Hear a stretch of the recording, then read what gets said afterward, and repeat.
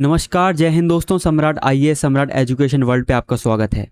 इस वीडियो में हम बात करेंगे 25 जून के करंट अफेयर्स के बारे में।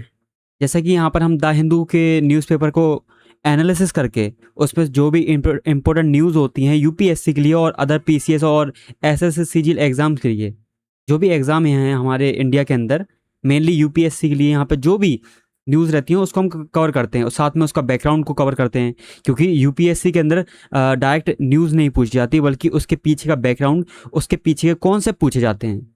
इसलिए यहाँ पर इस वीडियो में पूरा होलिस्टिक कवर करेंगे हम द हिंदू न्यूज़पेपर को और उसके पीछे का बैकग्राउंड को। तो चलिए स्टार्ट करते हैं अपनी पहली वीडियो को, मतलब पहले टॉपिक को। राइट, वीडियो तो बहुत सारी आई, ठीक, पहले भी देख सकते हैं आप। ठीक है, तो पहले जो टॉपिक है हमारा वो ये है कि श्रीलंका में डेंगू के क्राइसिस के बारे में बात चल रही है यहाँ पर, कि किस तरीके से वहाँ पर डेंगू का क्राइसिस बढ़ता जा रहा है। ठीक है, और इसके पीछे का क्या करंट अफेयर्स है, क्या इसका बैकग्राउंड है, हम डेंगू के बारे में भी जानेंगे कि कौन से वायरस से होती है वगैरह वगैरह, है ना। इसके लिए डेंगू वायरस होता एक आरएनए वायरस है, उसके द्वारा ये प्रॉब्लम होती है। हड्डी तोड़ बुखार कहते हैं इसको, डेंगू को। तो पूरी खबर को जानते हैं इसके अंदर। Got it. तो ये द हिंदू की न्यूज़ थी। जैसे कि इतने के 47,000 के आसपास केस बताया, देन 29 के आसपास समथिंग जो डेथ बताई। तो ये पूरा बताया यहाँ पे किस तरीके से कवर कर रहे हैं वो लोग और किस तरीके से वहाँ पे मैनेजमेंट चल रहा उसके बारे में। तो ये पूरी की पूरी न्यूज़ थी जो मैंने आपको बता दी यहाँ पर। राइट, जो मेन मामला आता वो आगे से आता, किस तरीके से यहाँ पर जो प्रॉब्लम चल रही है यहाँ पर और उसको मैनेज किया जा रहा। वर्तमान की स्थिति जैसे 47,000 से अधिक के केस यहाँ पर आ चुके हैं, है ना, और 29 से ज़्यादा यहाँ पर डेथ हो चुकी हैं। फिर उसके बाद राजधानी यहाँ पे जो कोलंबो है, वहाँ के जो रीजन है, जो पश्चिमी प्रांत वेस्टर्न वाला रीजन है, वहाँ पर एपी सेंटर बना हुआ है इस चीज़ का। अब ये तो यूपीएससी के अंदर पूछेगा नहीं, यूपीएससी के अंदर पूछेगा और चीज़ें, जैसे कि जो ये जो रीजन है जीएस पेपर 2 जो हेल्थ वाला सेक्टर है उसमें काम में आएगा, और जीएस पेपर 3 यानी कि जो साइंस एंड टेक्नोलॉजी में के अंदर हेल्थ वाला चैप्टर है, हेल्थ वाला कॉन्सेप्ट है, उसके अंदर काम में आएगी चीज़ें। Got it. तो अस्पतालों में मरीजों की संख्या इतनी अधिक हो गई है कि क्षमता के बाहर, है ना। स्थिति वैसी गंभीर थी पहले से। जब श्रीलंका आर्थिक संकट झेल रहा था तो धीरे धीरे सुधार हुए, लेकिन जो वाली जो मतलब और जो स्वास्थ्य की निगरानी होती, स्वास्थ्य के क्षेत्र में जो भी बदलाव होने, जो भी सुधार होने थे, वो उतनी तेजी से नहीं हो पाए। Got it. तो वही यहाँ बताया कि श्रीलंका के अंदर डेंगू नियंत्रण के लिए एक सैन्य नेतृत्व वाली निगरानी इकाई बनाई गई, मतलब सेना को उतरना पड़ा इसके मॉनिटरिंग के लिए। अब मैनेजमेंट के लिए हम कह सकते हैं, इलाज के लिए थोड़ी। डेंगू के इलाज के लिए तो डॉक्टर से सिस्टम है, लेकिन मैनेजमेंट ठीक से हो, ठीक है, जो भी नियम बनाए उसका सख्ती से पालन हो, तो उस चीज़ के लिए यहाँ पे क्या मिलिट्री लेड मॉनिटरिंग यूनिट बना दी यहाँ पर। तो ये मेन न्यूज़ थी यहाँ से। ठीक है, गॉट इट। ठीक है, फिर बताया कि किस तरीके से दबाव बढ़ता जा रहा है श्रीलंका में, सार्वजनिक स्वास्थ्य प्रणाली किस तरीके से दक्षिण एशिया में सबसे बेहतर है ना। 2016 में इसको मलेरिया मुक्त भी करा गया था, लेकिन डेंगू का प्रकोप यहाँ पे प्रॉब्लम दे रहा है इसको, श्रीलंका जो कंट्री है। ठीक है, फिर ये दबाव क्यों बन रहा, जैसे कि अनावश्यक अस्पताल की भर्ती। अब डेंगू का अनुमान लगाना बहुत मुश्किल होता। अब जो भी मरीज यहाँ पे इस फीवर से पाया गया है, जिसका नाम है डेंगू हेमोरेजिक फीवर जैसी गंभीर स्थिति में आज में जाएगा, इस जोखिम से बचने के लिए डॉक्टर सामान्य लक्षण वाले जो चीज़ें हैं उसको भी भर्ती कर ले रहे हैं। कहने का मतलब ये है कि जिसमें भी थोड़े बहुत लक्षण दिखाई दे रहे हैं कि बुखार उखार वगैरह है, तो उसको भर्ती कर ले रहे हैं। सिंपल लैंग्वेज में ये कहना है ना। अब जब सभी को भर्ती कर लेंगे, जिसको भी बुखार आ रहा थोड़ा सा, तो जो मेन मरीज हैं जिनको गंभीर स्थिति में है, तो उनके लिए क्या प्रॉब्लम हो जाएगी। मतलब धुर में अस्पताल को जो बेड हैं वो भरते जा रहे हैं ये लोग। ठीक है, जो वास्तविक ज़रूरतमंद है उसके लिए बेड बेड डॉक्टर वो सब उपलब्ध नहीं हो पाएंगे उस तरीके से। तो यहाँ पे ये प्रॉब्लम हो गई। ठीक है, कि क्या दबाव बढ़ रहा है वहाँ की जो स्वास्थ्य जो प्रक्रिया है, ठीक है, हेल्थ सेक्टर है। तो आर्थिक संकट, जैसे कि हमने बताया कि श्रीलंका जो है 2021-22 के आसपास किस तरीके से आर्थिक संकट को झेला उसने, है ना। अब अर्थव्यवस्था में सुधार तो हो रहा, लेकिन स्वास्थ्य जो बजट बताया मैंने उस तरीके से नहीं बढ़ पाया जो अभी के जो प्रॉब्लम हुआ उसको टैकल कर सके, है ना। जो आवश्यक दवाएं हैं, परीक्षण के टेस्टिंग किट है ना, स्वास्थ्य कर्मचारी है।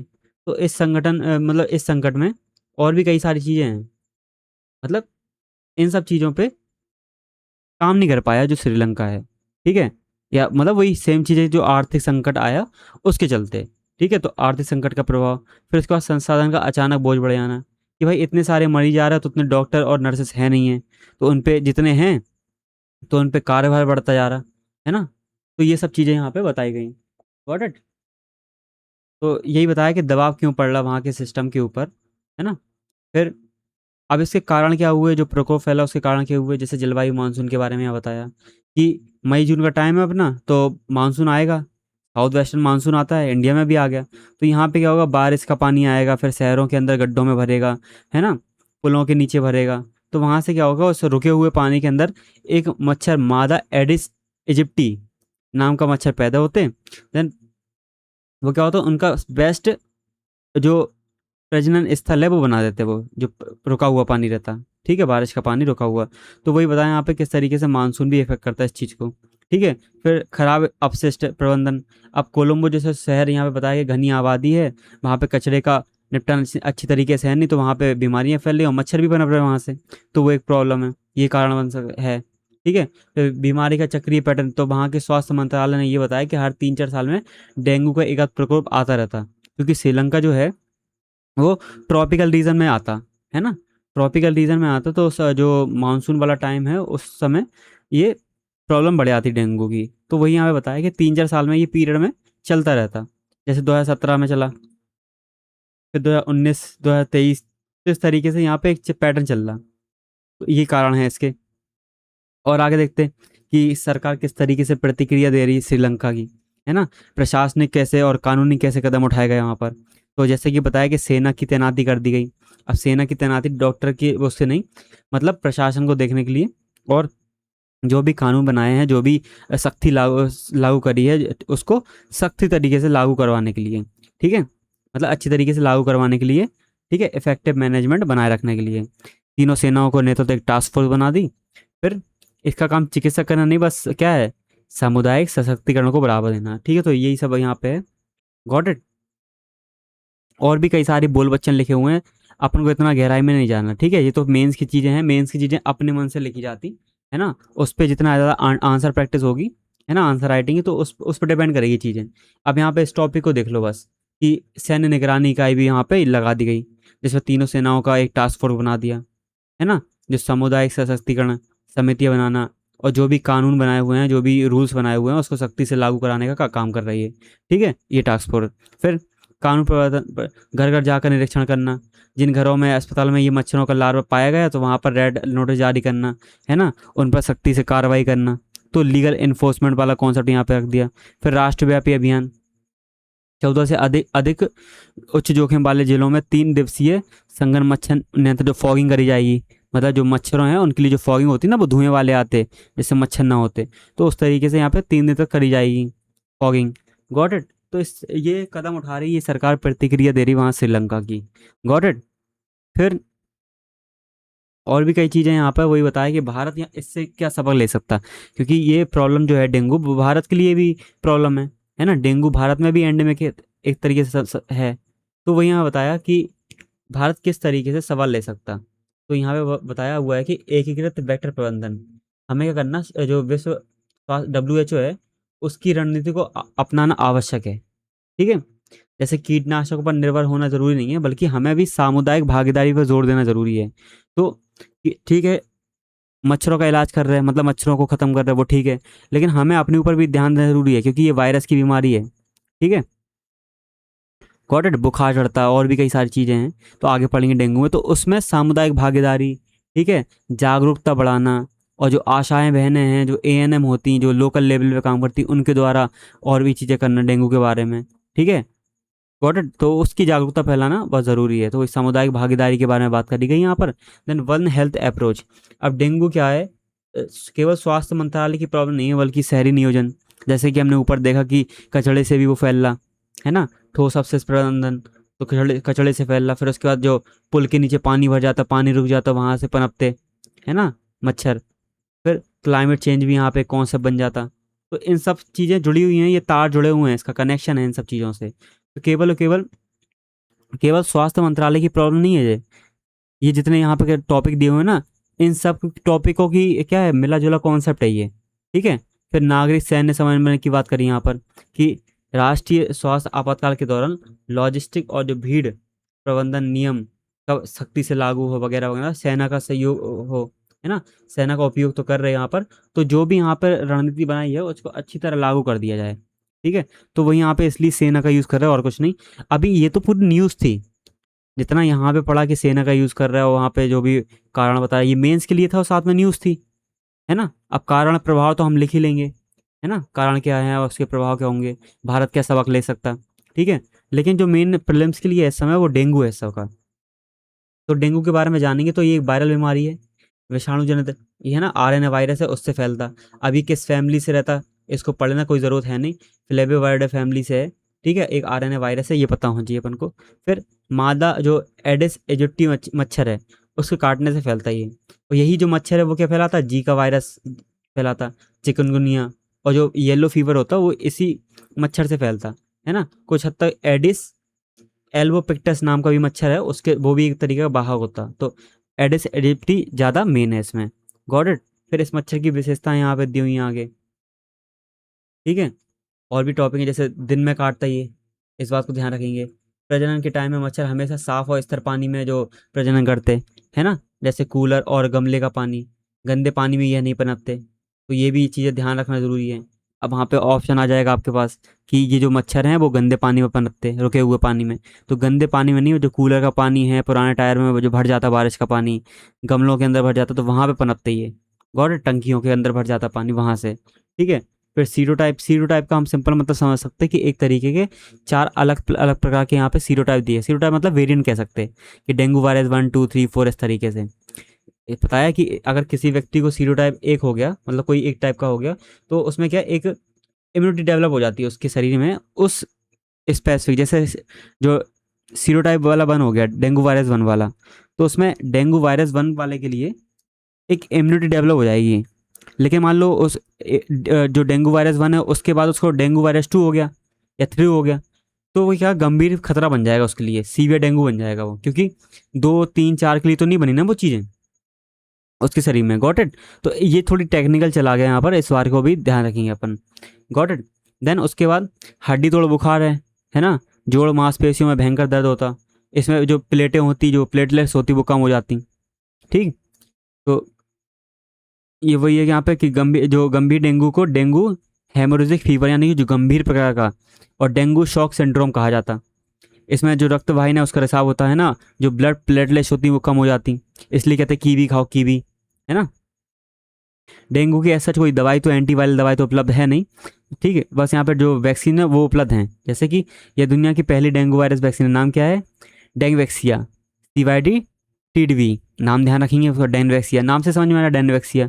बस ये ध्यान रखना कि पहली डेंगू वायरस की वैक्सीन है, ठीक है। किसने बनाई, सनोफी पास्चर द्वारा विकसित की गई। फिर और भी मेन चीज़ है यहाँ पर कि WHO की सलाह की यह वैक्सीन केवल उन्हीं लोगों को दी जाए जिनको पहले से डेंगू का संक्रमण हो चुका, अगर जिसको नहीं हुआ है उसको दे दी गई तो और गंभीर खतरा बन जाएगा। यहाँ पर एक तरीके से बताया हुआ है कि WHO ने ये कहा कि जिसको पहले से डेंगू हुआ है उसी को दी जाए चीज़ें, ठीक है, गॉट इट। बिना पूर्व संक्रमण वाले लोगों को यह है वैक्सीन देने से गंभीर डेंगू का खतरा बढ़ सकता है। भारत में पेनेशिया बायोटेक और सीरम इंस्टीट्यूट ऑफ इंडिया जो पुणे में स्थित है, स्वदेशी क्या बनाई, वैक्सीन बना दी जिसका नाम है डेंगीओल। तो इसका क्लिनिकल जो ट्रायल है वो चल रहे हैं इस समय, ठीक है। मतलब काफ़ी, 1 2 दिन नहीं लेते, ये काफ़ी टाइम लेता है ना, जो ट्रायल होते हैं ना वो काफ़ी टाइम ले जाते। तो ये चीज़ें ट्रायल में चल रही होंगी, तो वो यहाँ पे बताया हुआ है, गॉट इट। तो ये न्यूज़ में था। देन उसके बाद यहाँ पे नियंत्रण के उपाय बताए हुए हैं, ठीक है। बोलबाचिया मेथड हमने देखा था कि 2023 के अंदर प्रीलिम्स के अंदर पूछा गया था सवाल बोलबाचिया मेथड पे, ठीक है। तो बोलबाचिया एक प्रकार का क्या बैक्टीरिया है जो एडिस एडिप्टी जो मच्छर है उसके अंदर भेज दिया जाता। तो वो क्या करता है, उसके अंदर डेंगू के जो जीका वायरस, चिकनगुनिया के वायरस हैं उनको पनपने से रोकता है उस मच्छर के अंदर, ठीक है। तो जब वो पनपने से रोकता तो ये चीज़ क्या हो जाती, रुक जाती, जो डेंगू वायरस वाला कॉन्सेप्ट है वो रुक जाता। तो बोलबाचिया संक्रमित मच्छरों को वातावरण में छोड़ देते, जिससे वो प्रजनन करते, और उससे जो संतानें पैदा होती वो क्या होती, उसमें वो जो डेंगू वायरस, ये जीका वायरस पैदा नहीं हो पाते, क्यों, क्योंकि वहाँ बैक्टीरिया बैठा हुआ है। कौन सा बैक्टीरिया, ये बोलबाचिया वाला। तो वो बीमारी फैलाने में अक्षम हो जाते हैं, उनकी कैपेसिटी नहीं रहती फिर बीमारी फैलाने में, गॉट इट। तो ये पूरा का पूरा ताना बाना था पहले टॉपिक का कि श्रीलंका के अंदर जो डेंगू फैला है, और डेंगू के कई सारे हमने पहलू देखे यहाँ पे, प्रीलिम्स के लिए भी मेंस के लिए भी, है ना। फिर हम नेक्स्ट टॉपिक पे पढ़ते हैं अपने कि यहाँ पे बात करी गई कि केरला के अंदर एक ऐसी मतलब कह सकते हैं एक मोट की प्रजाति खोजी गई, उसको पढ़ेंगे हम। ये इसका नाम है टाइगर मोट। अब ये जो मोट लिखा हुआ है, इतना समझो कि एक तरीके से तितली की प्रजाति खोजी गई, तितली तरीके तितली जैसी होती है वो, ठीक है। तो ये न्यूज़ है, और ये जीएस पेपर 3 में काम में आएगी, साथ में जीएस पेपर 1 में भी काम में आएगी। अब जीएस पेपर 1 में कैसे, यहाँ पे जहाँ पे खोजी गई उसका नाम है वेस्टर्न घाट। तो वेस्टर्न घाट यहाँ पे न्यूज़ में आ गया, तो वेस्टर्न घाट के लिए भी हम बहुत सारी चीज़ें यहाँ पे जानेंगे, ठीक है। तो केरला का जो इडुक्की डिस्ट्रिक्ट है, तो वहाँ पर टाइगर मोथ के बारे में, मतलब एक तरीके का कीट पतंगे होते हैं ना, उसी तरीके से तितली जैसा है ये। तो उसको खोजा गया, उसका नाम रखा गया अंतरम इडुक्की, ठीक है। केरला के इडुक्की शहर में खोजा गया, तो अंतरम इडुक्की। Got it. तो वही यहाँ पे न्यूज़ है, बहुत सारी न्यूज़ हैं, मतलब बहुत सारे पहलुओं को हमने यहाँ पर कवर कर रखा है। कि द हिंदू की न्यूज़ है कि केरल के इडुक्की में नए जो पतंगे जीनस की खोज करी गई है ना, क्योंकि मानसून आ चुका वहाँ पे। तो अधिकतर जो डिस्कवरीज होती है ना इन सब चीज़ों की, तो वो मानसून के टाइम में ही होती है। चर्चा में क्यों है, इडुक्की जिले में जो पश्चिमी घाट वाला रीजन है, ठीक है, वहाँ पर एक नए जीनस, नई प्रजाति की खोज करी गई टाइगर मोथ की, ठीक है। मोथ नहीं, टाइगर मोथ, ठीक है। तो इसका नाम दिया गया अंतरम इडुक्की। अब अंतरम मतलब होता है कि भिन्न, अलग, जो कि जो इसकी जब फोटो देखोगे ना अंतरम इडुक्की की, तो टाइगर मोथ की, तो बिल्कुल डिफरेंट है, तो इसी नाम से अंतरम, जिसका मतलब होता है भिन्न या अलग, जो इस प्रजाति के का क्या विशिष्टता को बताता, ठीक है। और ये केवल और केवल वेस्टर्न घाट के इडुक्की, जो केरल के अंदर इडुक्की जगह है, वहीं पे पाई जाती है और कहीं नहीं पाई जाती। तो केवल और केवल इडुक्की जो है वही इसका हैबिटेट है, इसलिए इडुक्की भी साथ में जोड़ दिया, ठीक है। अब इसका पर्यावरण का महत्व क्या है, जो मेंढक, तितली, पतंगे होते क्या होते, एक संकेतक होते, कि जहाँ पे ये चीज़ें पाई जाएंगी तो वहाँ पे इकोसिस्टम बहुत बेहतरीन है ना। बताया ना, टाइगर मॉथ पारिस्थितिक तंत्र के लिए बहुत संवेदनशील होता। जहाँ ये पाया जा रहा है या जहाँ नहीं पाया जा रहा, तो हम कह सकते हैं उस जंगल में प्रदूषण है ना, जलवायु परिवर्तन का प्रभाव है वहाँ पर, जंगल स्वस्थ नहीं है, तो इस तरीके की चीज़ें देखी जाती हैं, संकेतक होते हैं। फिर एंडेमिज्म, माइक्रो एंडेमिज्म, एंडेमिक होता है, एंडेमिक चीज़ होती है जो केवल और केवल एक ही रीजन में पाई जाती है और कहीं नहीं पाई जाती। लेकिन यहाँ पे कॉन्सेप्ट आया गया माइक्रो एंडेमिज्म। अब एंडेमिज्म के अंदर भी और छोटी चीज़ें हैं, जैसे कि वेस्टर्न घाट में नहीं, वेस्टर्न घाट की एक जगह है जिसका नाम है इडुक्की, केरला के अंदर, तो केवल और केवल वहीं पाई जा रही, पूरे वेस्टर्न घाट में भी नहीं है ये। इसलिए हम यहाँ पे वर्ड यूज़ कर रहे हैं माइक्रो एंडेमिज्म, तो वहीं पाई जा रही। इस कॉन्सेप्ट को भी ध्यान रखेंगे कि ऐसी प्रजातियां दुनिया में केवल एक छोटे से स्थान पर पाई जाती, ठीक है। यदि वह विशिष्ट जंगलों को नष्ट हो दिया जाए तो वो प्रजाति भी क्या हो जाएगी बेटा, विलुप्त हो जाएगी। समझ पाए बात को, इसलिए माइक्रो एंडेमिज्म का यहाँ पे कॉन्सेप्ट को थोड़ा समझना जरूरी है, ठीक है। देन उसके बाद परागण आपको मालूम है, खाक चेन के लिए, जैसे जो बड़े बड़े जीव होते हैं ना, चमगादड़ पक्षी होते हैं, तो उनके खाने के लिए यूज़ होती है, मतलब वो खाते हैं इसको। पॉलिनेशन करने के लिए भी काम में आती है। अब जो मौत होती है ना, जो टाइगर मौत है, वो रात में क्या करती है, नॉक्टर्नल परागण करती। इस बात को भी ध्यान रखेंगे कि जो पक्षी पक्षी खोजा गया वो क्या है, नॉक्टर्नल है, रात में काम करता है ये, ठीक है। फिर अज्ञात जैव विविधता, ये भी एक महत्व वाली चीज़ है कि अभी तक जो वेस्टर्न घाट है, पश्चिमी घाट है, उसमें हजारों ऐसी प्रजातियां हैं जो अभी तक खोजी ही नहीं गई, है ना। अभी कईयों प्रजातियां खोजने के लिए बाकी हैं, इसमें से जाने कितनी तो विलुप्त हो जाएंगी क्लाइमेट चेंज के चलते, इंसानों की हरकतों के चलते, है ना। और जो बचेंगी तो उनको किस तरीके से संरक्षित किया जाएगा उसके ऊपर बात होगी। तो ये महत्व बताया कि अभी भी कितनी हिडन बायोडाइवर्सिटी है पश्चिमी घाट के पास, कितनी ज़्यादा हजारों की संख्या में प्रजातियां पेड़ पौधों की, कीट पतंगों की, जीव जंतुओं की लगी हुई हैं वहाँ पर अभी भी, जिनको अभी तक खोजा भी नहीं गया, ठीक है। संरक्षण की बात तो बात की है। तो वही यहाँ बताया कि अज्ञात बायोडाइवर्सिटी हमारे पास कितनी है, एंडेमिज्म कितना है हमारे पास, ठीक है। तो रिसर्च बढ़ाने की ज़रूरत है ना, लोगों को जागरूक करने की ज़रूरत है, और क्लाइमेट चेंज से जो भी प्रॉब्लम हो रही तो उसको टैकल करने की ज़रूरत है यहाँ पर, ठीक है। तभी इनको बचा सकते हैं। फिर यहाँ पर ज्योग्राफी के लिए हम क्या, पश्चिमी घाट जो न्यूज़ में आया उसको भी पढ़ लेते थोड़ा सा, ठीक है। तो समझो यहाँ पे विस्तार की बात करेंगे तो जो ताप्ती नदी है, जैसे यहाँ पे बनाओगे इस तरीके से भारत का मैप, तो यहाँ पे ताप्ती नदी बहती है ऐसी। अब ताप्ती नदी से लेके इस ये पूरा रीजन जो आप देख रहे हैं यहाँ पर, यहाँ से लेके केरल तक जाता है ये पूरा। ताप्ती नदी से लेके गुजरात, महाराष्ट्र से लेके पूरा कन्याकुमारी, तमिलनाडु तो जाता है ये। 1600 किलोमीटर लंबी हमारी क्या है, वैष्णव घाट है, ठीक है। इसमें 3-4 जगह ये हैं जो खुलती हैं, मतलब उनको कहते हैं अपन दर्रे, ठीक है। जैसे थाल घाट, भोर घाट, है ना, पाल घाट, तो उनको भी पढ़ेंगे अपन।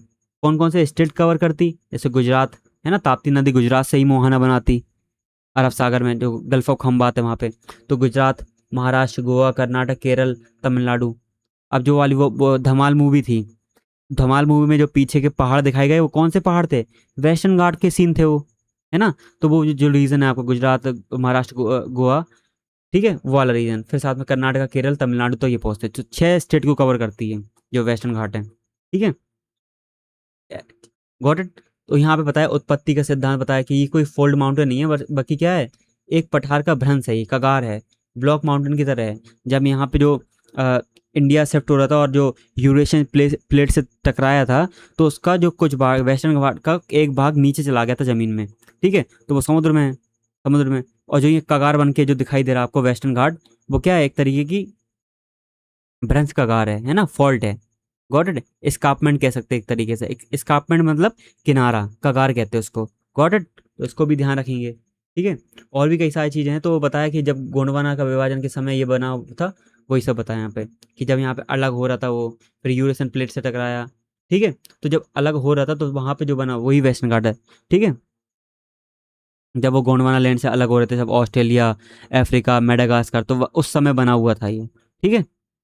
देन आगे पढ़ोगे तो यहाँ पे मुख्य चोटी के बारे में, तो वेस्टर्न घाट की सबसे ऊंची चोटी की कौन सी है? अन्नाईमुड़ी, अन्नामलाई पहाड़ है। अन्नामलाई पहाड़ के ऊपर जो चोटी का नाम है उसका नाम है अन्नाईमुड़ी। वेस्टर्न घाट और दक्षिण भारत की सबसे ऊंची चोटी, है ना। इसके बाद कौन सी है? डोडा बेटा है, महाबलेश्वर है, ठीक है, और बाबा बुदान हिल्स वाली रीजन है कर्नाटका में, वो सब। तो अन्नामुडाई जो है वो केरल और तमिलनाडु के बॉर्डर पे आती चीज़, ठीक है। इसकी लेंथ कितनी है, मतलब लेंथ कह रहा मैं, हाइट कितनी है? 2695 मीटर की, ठीक है। फिर यहाँ पे कुछ ऐसे रीज़न है जहाँ पे दर्रे हैं पास, जहाँ से निकला जाता है, जैसे थालघाट, भोरघाट, पालघाट। थालघाट क्या करता है? मुंबई और नासिक को जोड़ता। फिर उसके नीचे आता भोरघाट, मुंबई पुणे को जोड़ता। पालघाट क्या पड़ता? केरल को तमिलनाडु से जोड़ता, है ना, चेन्नई वाले रीजन से। Got it. तो ये तीन ही है मेनली, एक आध और है उसके बीच में, लेकिन मेनली ये तीन है। एक सेनगुट्टवन नाम का भी है। फिर यहाँ पे जो रेनफॉल की बात है वो कौन सी होती है? Orographic rainfall. ओरोग्राफिक रेनफॉल क्या होती है? यहाँ पे जैसे मान लो पहाड़ है, तो यहाँ से बादल आएंगे, तो बादल पूरे के पूरे पानी यहीं बरसा देते हैं, तो उससे कहते हैं ओरोग्राफिक रेनफॉल, ठीक है। तो पश्चिमी ढलान पर भारी बारिश होती है, कौन से? दक्षिण पश्चिम मानसून से, क्योंकि अभी जून आ चुका है, पूरा मानसून टकरा गया, ठीक है। तो वो जो बारिश हो रही है वो कौन सी है? दक्षिण पश्चिम मानसून से ही है, ठीक है। तो वो बारिश कर रहा, कहाँ पे बारिश कर रहा? इस वेस्टर्न घाट के वेस्टर्न वाली जो रीजन है वहाँ पे। और जो ईस्टर्न वाला रीजन है वो क्या होता है? वृष्टि छाया क्षेत्र बन जाता, क्योंकि यहाँ पे सूखी सूखी हवाएं ऐसे पहुंचेंगी, तो यहाँ पे क्या होती? बारिश नहीं होती। Got it. क्योंकि सारी नमी कहाँ दे दी उसने? सारी नमी जो है यहीं पे निकाल दी उसने पूरी की पूरी। Got it. तो ये वर्षा का यहाँ बताया कि ओरोग्राफिक रेनफॉल होती, ठीक, ठीक है। रेन शेडो रीजन बन जाता है जो पूर्वी वाला रीजन है उसका, पहाड़ का, वेस्टर्न घाट का, ठीक है। फिर और भी कई सारी चीज़ें हैं, महत्व और चुनौतियां यहाँ पे बताई हुई हैं कि किस तरीके से कितना महत्व है इसका, इकोलॉजिकल इंपॉर्टेंस क्या है इसका। जैसे दुनिया में 36 हॉटस्पॉट हैं, बायोडाइवर्सिटी हॉटस्पॉट हैं, उसमें से 4 इंडिया के अंदर हैं, है ना, जिसमें हिमालय है, इंडो वर्मा, सुंडा और पश्चिमी घाट। तो पश्चिमी घाट उन दुनिया के 36 हॉटस्पॉटों में से एक है। अब हॉटस्पॉट क्या होते हैं? हॉटस्पॉट ऐसी जगह होती कि जहाँ पे बायोडाइवर्सिटी बहुत ज़्यादा है, लेकिन उसको खतरा भी उतना ही ज़्यादा है ना। किसी भी तरीके से उसको खतरा बहुत है, जो बायोडाइवर्सिटी है वहाँ की, उस रीजन की, तो उसको खतरा ज़्यादा है, तो हम उसको हॉटस्पॉट की कैटेगरी में रखते हैं। इस बात को भी ध्यान रखेंगे अपन। Got it. आगे फिर यूनेस्को की जो वर्ल्ड हेरिटेज साइट है उसमें 2012 के अंदर शामिल करा गया इसको, है ना। जो वेस्टर्न घाट है उसके 39 स्थानों को इसमें शामिल करा गया। फिर हाई एंडेमिज्म। अब दुनिया की कम से कम 80% प्रजातियां उभयचरों की, मछलियों की, सरीसृप की, पेड़ पौधों की, वो ऐसी हैं कि केवल केवल यहीं पे वेस्टर्न घाट में ही पाई जाती हैं और दुनिया के किसी इलाके में नहीं पाई जाती। तो ये हाई एंडेमिज्म वाला कॉन्सेप्ट है ना। ये रीज़न कैसा है? एंडेमिक प्रजातियां ज़्यादा पाई जाती, फ्लोरा फाउना की। जैसे एग्जाम्पल अभी देखा हमने अंतरम एडुक्की का, है ना। ये माइक्रो एंडेमिज्म और एडवांस लेवल का हो गया ये, है ना, केवल एक ही रीजन में पाया जा रहा है उसके, ठीक है। देन नदियों का उद्गम, जो भी बड़ी बड़ी साउथ की नदियां हैं, गोदावरी, कृष्णा, कावेरी, तुंगभद्रा, वो सब कहाँ पे? इसी वेस्टर्न घाट से निकलती, है ना, जो दक्षिण भारत की क्या जीवन रेखा कहलाती। तो ये भी बढ़िया चीज़ है। तो ये महत्व है। अब चुनौतियाँ क्या हैं कि खनन उत्खनन, क्योंकि ये जो रीज़न है, एक तो गोंडवाना आइलैंड का पार्ट था, मतलब कि जो प्रायद्वीप है भारत है वो दुनिया का सबसे पुरानी चट्टानों में से और सबसे पुराने रीजन्स में से आता है। तो यहाँ पे बहुत सारे अयस्क पाए जाते हैं। ठीक है, जैसे लोहा अयस्क, बॉक्साइट, पत्थर के भी खनिज, तो उनका अवैध खनन होता। तो उसके लिए पेड़ पौधे काटे काटे जाते, है ना। फिर उसके बाद वनों की कटाई, कॉफी, रबर, इन सब की बागानों लगाने के लिए भी कही जाती। तो ये पेड़ों की कटाई करना, अब पेड़ों की कटाई करोगे तो वहाँ पे बायोडाइवर्सिटी नष्ट हो जाएगी, तो खत्म होना शुरू हो जाएंगे वहाँ के जीव जंतु जो भी होंगे। ठीक है, गॉट इट। ठीक। फिर बुनियादी ढांचा, अब रेलवे लाइन बना रहे हैं आप, देन सड़कें बना रहे हैं, जल विद्युत परियोजना बना रहे हैं, तो इसके लिए क्या करना पड़ेगा, उनके जो जंतु हैं उनके आवास का विखंडन हो रहा, आवास टूट रहे, जहाँ पे वो रहते थे वहां से या तो चले जा रहे हैं, या तो पेड़ पौधे काट दिए जा रहे तो खुद ही खत्म हो जा रहे हैं, है ना, या तो वो माइग्रेट कर जा रहे हैं। फिर जलवायु परिवर्तन जो हो रही उसका भी यहाँ पे प्रभाव पड़ रहा। ठीक है, जैसे कि जो अंतरम इडुक्की है वो भी खतरे में है, ऐसी कई सारी प्रजातियां हैं जो खतरे में हैं, संवेदनशील हैं। ठीक है, तो ये सब कई सारी चुनौतियां हैं, जैसे खनन उत्खनन, वनों की कटाई, बुनियादी ढांचा, जलवायु परिवर्तन, ये बता दिया मैंने आपको। ठीक है, और भी कई सारी चीज़ें आप ऐड कर सकते हैं अपनी तरफ से। देन दो समितियां बनी मेनली, है ना, जो अभी न्यूज़ में थी, पिछले साल ही न्यूज़ में थी। ठीक है, माधव गाडगिल समिति, जिसने बताया कि पूरे के पूरे पश्चिमी घाट को ही क्या कर दो, संवेदनशील इको सेंसिटिव जोन घोषित कर दो, पूरे के पूरे पश्चिमी घाट को। यहाँ पे खनन उत्खनन, बड़े बांध बनाना, सब पे प्रतिबंध लगा दो। तो तो सरकार ने इनकी जो सिफारिश है उनको नहीं माना। फिर यहाँ पे आई कस्तूरी रंगन समिति। ठीक है, तो कस्तूरी रंगन समिति ने ये कहा कि पूरे वेस्टर्न घाट के क्षेत्र को बजाय 37% क्षेत्र को ही, जो वेस्टर्न घाट के 37% क्षेत्र को इको सेंसिटिव क्षेत्र घोषित करो। ठीक है, ध्यान रखना कब आई और कौन कौन सी समिति ने क्या क्या सिफारिश दी, इंपॉर्टेंट है ये। ठीक है, निष्कर्ष की बात करोगे तो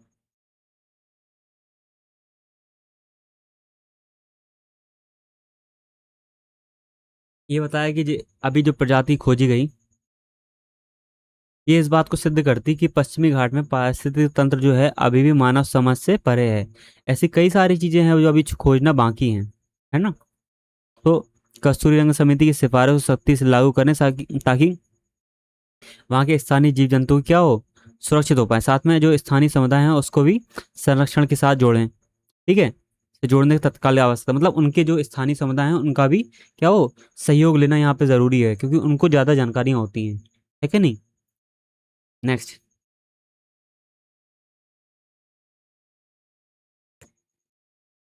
अब यहाँ पे हमारी जो अगला टॉपिक है वो इंटरस्टेलर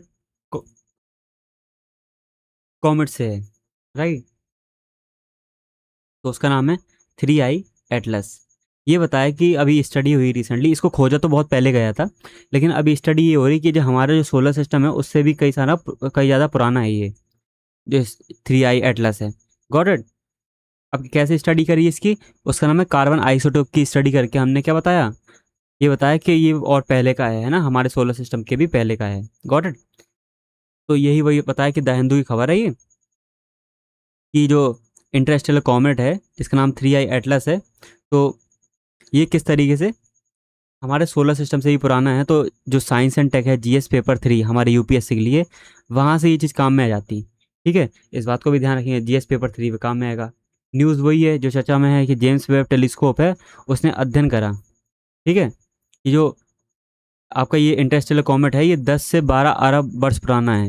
मतलब हमारे जो सोलर सिस्टम है वो 4.5 अरब वर्ष है, मतलब हमारे जो सोलर सिस्टम है उससे कई ज़्यादा पुराना है, कई ज़्यादा प्राचीन है ये। ठीक है, गॉट इट। मतलब किसी अन्य जो प्राचीन तारा प्रणाली है, तारों का सिस्टम था, उससे रिलेटेड हो सकता है ये। अब ये है क्या, ये क्या इंटरस्टेलर ऑब्जेक्ट, ऐसी चीज़ें होती हैं मतलब कि हमारे सोलर सिस्टम की नहीं होती, बाहर से आती हैं, दूसरे तारे से आती हैं। ठीक है, तो वहाँ से बाहर निकल के, उसकी ग्रेविटेशन से बाहर निकल के अब क्या ब्रह्मांड में स्वतंत्र गमन करती। फिर हमारे जब सोलर सिस्टम से गुजरा, आसपास से गुजरा, तो हमने इसको कैच किया। ठीक है, फिर तीसरा ज्ञात पिंड है, इसके पहले 1I, इसका नाम देख लेने की जरूरत नहीं है। फिर 2I बोरिसोव, हाँ पूछ सकते ये कि नाम देके, और मुआ मुआ क्या है ना, बोरिसोव क्या है। ठीक है, तो इस बारे में पता होना चाहिए क्या है, इंटरस्टेलर कॉमेट्स हैं। और 3I एटलस ये तीसरा वाला है। ठीक है, खोज किसने करी, खोज यहाँ पे दिया हुआ है कि 2025 में जुलाई में ही हो गई थी ये चिली में, जो इससे जो एटलस का जो दूरबीन है वहाँ से खोज करी गई इसकी। ठीक है, अभी यहाँ पे जो नई स्टडी मिली तो ये बताया कि ये और भी पुराना है ना, हमारे सोलर सिस्टम से भी पुराना है। Got it. फिर खोज की मुख्य अवधारणा यहाँ पे कार्बन आइसोटोप का जो अनुपात है, रेशियो है, उससे करी कि कार्बन जो 12 है, कार्बन 13 के अनुपात को यहाँ पे लगाया गया। आइसोटोप्स क्या होते हैं ये बताया यहाँ पे कि जिसमें प्रोटॉन की संख्या क्या होती है, समान होती है, और न्यूट्रॉन की संख्या भिन्न भिन्न होती है, इसलिए उनके द्रव्यमान अलग अलग हो जाते हैं। जैसे मैं बताऊं कि 1H1, 1H2, ठीक है, 1H3।